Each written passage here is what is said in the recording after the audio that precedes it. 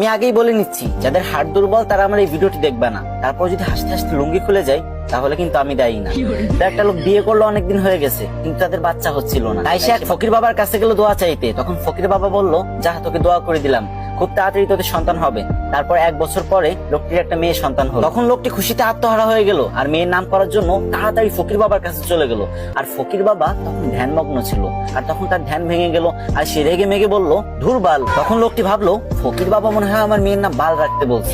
সেই অনুপাতে মেয়েটির নাম বাল রেখে দিল। তারপর আরো 2 বছর পরে লোকটির একটা ছেলে সন্তান হলো। তারপর লোকটা খুশিতে ফকির বাবার কাছে চলে গেল ছেলেটির নামকরণ করতে। কিন্তু এবারও ফকির বাবার ধ্যান ভাঙার কারণে ফকির বাবা বিরক্ত হয়ে বলে উঠলো, ধুর চ্যাট। তখন লোকটি ভাবলো, ফকির বাবা মনে হয় আমার ছেলের নাম চ্যাট রাখতে বলছে, তাই সেই অনুপাতে ছেলের নাম চ্যাট রেখে দিল। তারপর আবার কিছুদিন পরে লোকটির একটি ছাগলের বাচ্চা হলো, আর সেই লোকটি ছাগলের বাচ্চা নামকরণ করার জন্য ফকির বাবার কাছে চলে গেল।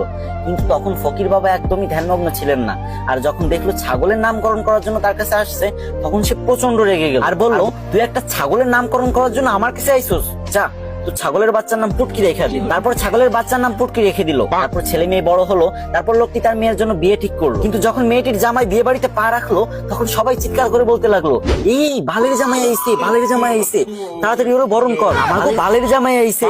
এই শুনে তো জামাই রেগে মেগে বিয়ে করবে না বলে বাড়ির দিকে রওনা হলো। তখন শ্বশুর সামনে এসে বলল, বাবা তুমি রাগ করো না গো, তুমি তো আমার চ্যাটের মতোই।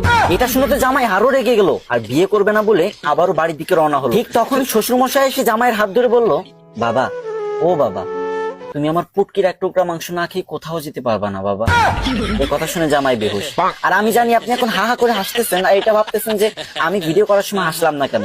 আরে ভাই, 2টা বড় বড় লাইটের সামনে ভিডিও করার যে গরম সহ্য করা যায় না ভাই, পুরো ঘেমে গেছি। এত কষ্ট করে আপনাদের জন্য ফানি ভিডিও বানাই আর আপনারা শেয়ার করেন। যদি মন চায় তাহলে এই ছোট ভাইয়ের ভিডিওটা একটা শেয়ার করে কমেন্ট বক্সে বলে যান, আমিও দেখবো আমাদের কে কে ভালোবাসে।